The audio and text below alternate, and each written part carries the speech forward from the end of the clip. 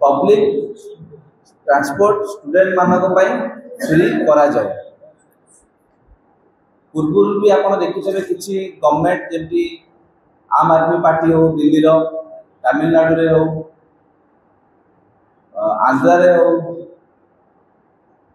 Student मानक free public transport करा जाए।